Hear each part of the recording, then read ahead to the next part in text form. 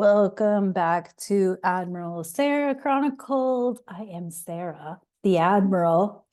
Um, and today we are talking about Star Trek Voyager, season 4, episode 2. This episode's called The Gift. I got my sleepy time tea because I'm about to go crash as soon as I record this. So I got the tea going on.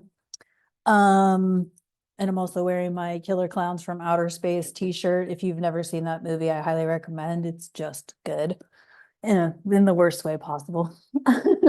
um, okay, I love this episode. This is The Gift. This is the one where where Seven is being like disconnected from, oh, by the way, spoiler alerts.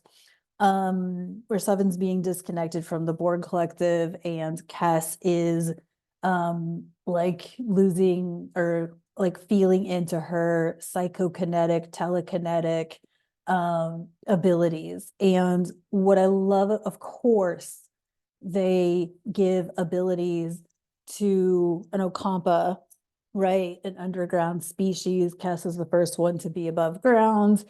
And of course, in like next gen, the only person who had like empathic capabilities was Deanna Troi, who was part human, part betazoid.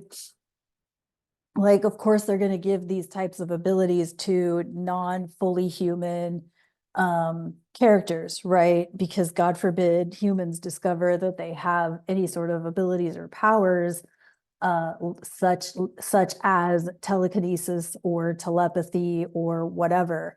And so as Kes is like learning with the support of Tuvok, a Vulcan, uh, to attempt to control or hone her abilities, like she wants to go further, like she's feeling it, it's destabilizing her.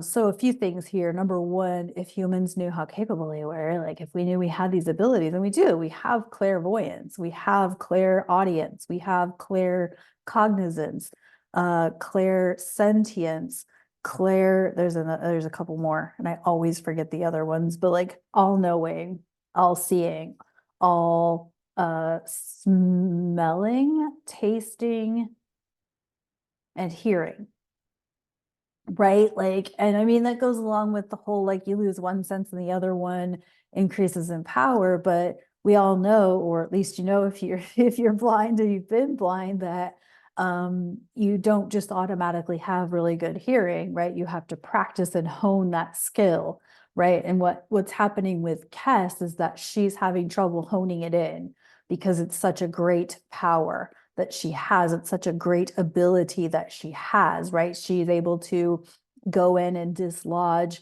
one of the Borg, like nano, whatever, cellular neuron things in Seven's brain and dislodge it, right? She's able to, see what needs to be done and is able to just, with her mind, she's able to do it, right? And so what we can gain from this is number one, what if we actually knew our power, right?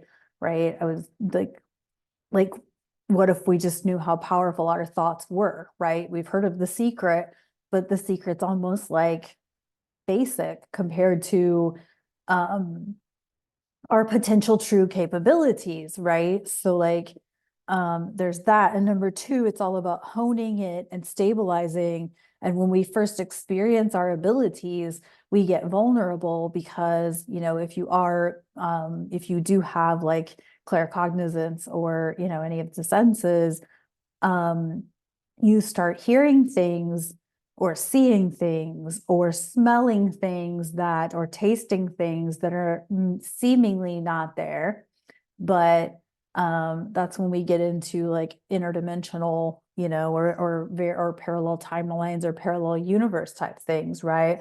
Um, and so as Kes is experiencing this, like she starts destabilizing the entire ship of Voyager.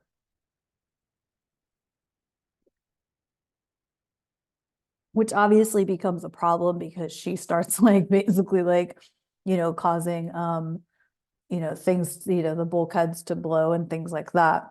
But what I love about this episode is how it ends, in that she basically uses her telekinetic capabilities or psychokinetic capabilities to throw Voyager to the other side of Borg space in the Delta Quadrant, which I cry every time I see it, because I think, like, what a powerful way, what a beautiful way to use your gifts. So if you are somebody who's experiencing your gifts coming online, your clairs coming online, like, what can you do, like, to utilize your gifts, your spiritual gifts, your energetic gifts? And then on the flip side of that, we have Seven, who's being disconnected from the Borg collective. And that brings on that whole deprogramming, deconditioning of, like, when you aren't connected to the hive mind. And I think a lot of people experience this when they are going through a deprogramming or deconditioning process, right? If you leave a religious group, or whatever, like, you disconnect yourself from maybe even your hometown, right? Like, I've uprooted myself from the Midwest all the way out to the West Coast and back, and when I went to the West Coast, like, I'd never been out there before. I take that back, I had been out there for a trip one time before I actually moved there, but, like, their way of thinking and doing life was completely different, right? Like, they have composting and lots more recycling, and just their produce tastes differently and all of these things, and their lifestyles were different and whatnot, and there was, like, this whole, like, adjustment period, that I'm not in Illinois anymore, right? And, like, all of my ideas from being in the Midwest now had to be disconnected, right? There was this period of adjustment to learn how to be on the West Coast, versus, and then, so then I went from the West Coast back to Illinois and then to Arizona, which is a whole different thing too, right? Because now I'm in Arizona, there's not as much recycling. Everybody uses styrofoam and plastic, and there's no compostable containers. There's also no, like, grab and go places. There's no, like, there's not as much fresh food, at least not where I was. I'm not saying there wasn't fresh food. I'm saying it wasn't, like, as readily available as it was in San Francisco or in Chicago, right? San Francisco and Chicago have heavy duty commuter activity. So you can find grab and go places where you can grab a salad or, a healthy whatever on the way. And that didn't exist in Arizona. And so, like, again, I had to go through this, like, deconditioning and kind of, like, refamiliarizing myself. And you feel that into a grander scale. If you've lived a certain way or within, a belief system your entire life, or a philosophical system your entire life, and you start breaking away from that, you have this, like, resistance moment of, like, you don't want to break away from it. You don't want that not to be your life, even though you do, but you don't know what that looks like on the other side. So it's, like, terrifying. Right. So I think that's why a lot of people, like, religion jump, like I did. Like, I went from being, like, Christian to a different layer to a different type of Christian to, like, Catholic, before I got into spirituality, like, because I thought the only way to be was to be a Christian. And, like, so I just kept jumping because none of them felt right, until I realized that I didn't have to be Christian to believe in God and to have a relationship with God. Right. But, like, that's what Seven's going through, is, like, she doesn't understand. She understands thinking as we and us. She doesn't understand thinking the individual as a part of the collective. She understands thinking of herself as the collective. And so, here we are with this Pluto Aquarius situation. And, I could talk about the Borg and Pluto and Aquarius all day. That's going to be an episode at some point. Let me get through the eclipse, though. I mean, I will dive deeper into Borg and Pluto and Aquarius, but the gist of it is if you think about the Borg as the dark energy, the dark side of Aquarius, you've got everybody thinking alike, dressing alike, talking alike. They move as a one unit. They function as the same, right? They're all one collective, right? Whereas as humans, we are individuals functioning within a collective. So we each bring our part to it. Whereas the Borg functions as one collective, one group, right?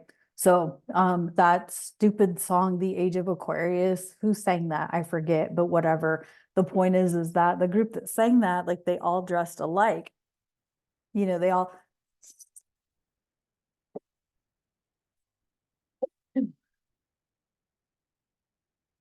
sorry about that. That group that sang the Age of Aquarius, the dawning of the Age of Aquarius, like they all dressed alike, they wore the same thing. And so if we think about the dark energy of Aquarius, it's everybody's doing the same thing. We're sleepy sheep following the crowd, complying because our friends are and blah, blah, blah. Whereas the light energy, the power energy of Aquarius is being the individual who can work together with other people, no matter their belief system, background, whatever, ethnicity, all these things, right? And so just really start thinking about that as we get further into Pluto and Aquarius. But ultimately, Seven does, begin to separate herself, although she does try to contact the board, but she does eventually separate herself. And fun fact, the original suit that she was wearing at the end of this episode is a silver bodysuit, of which they had to change a couple episodes later because Jerry Ryan kept passing out in the suit because it was so tight that she couldn't eat anything.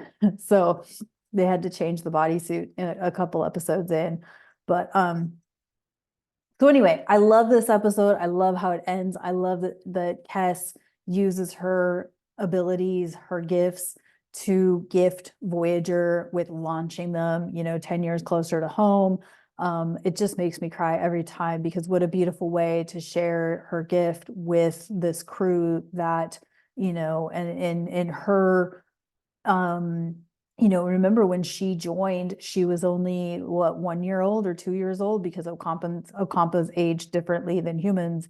And so I think by the time she left, she was only like 4. So, this crew had raised her basically, and her gift to them was, pulling them through Borg space, to the other side and 10 years closer to being home. So anyway, Voyager is by far my favorite of the franchise, just because it's like the Delta Quadrant. We've not been here before. We don't know the Delta Quadrant. We meet a lot of different species that hang out in the Delta Quadrant. And yeah, so there's lots more episodes. Again, drop in the comments if you want me to do a specific episode, and relate it and all of that. But just remember, as we are going through our own, like, people's abilities coming online, or they're remembering their abilities, whatever it is, it's whatever Claire it is, or psychic potential, your telepathy, all of those things. Like, if those are starting to come online and you're freaking out, that's when you want to reach out for support, so somebody can work with you to help you hone in what you're experiencing, so that you can control it. Not only that, but so that you don't I want to say, like, so that you have boundaries about it, number one, and number two, so that you can hone how, like, so you don't allow yourself to be vulnerable, right? You don't, yeah. So anyway, this totally has like the 4400 heroes in those types of shows, vibes about it. Remember Heroes and the 4400, they were like, there was a group of people that were abducted, and then as they returned, they all had some kind of psychic ability or whatever. And oddly enough, both shows ended abruptly. So Heroes ended, I think, because of the writer's strike in 2004. Was it 4? I think maybe it was 2008. I don't remember. There was a writer's strike. The 4400, I don't remember why it ended, but it also ended abruptly. It might have been the same reason. But anyway, love to know if you remember either of those shows. I watched the 4400 when it was on. I did not watch Heroes until after the fact, and I still don't think I've seen the whole series. But Anyway, that's all I got. That's probably pretty long, and I'll leave it at that. But I hope you enjoyed this. This is the Admiral Sara Chronicles signing out.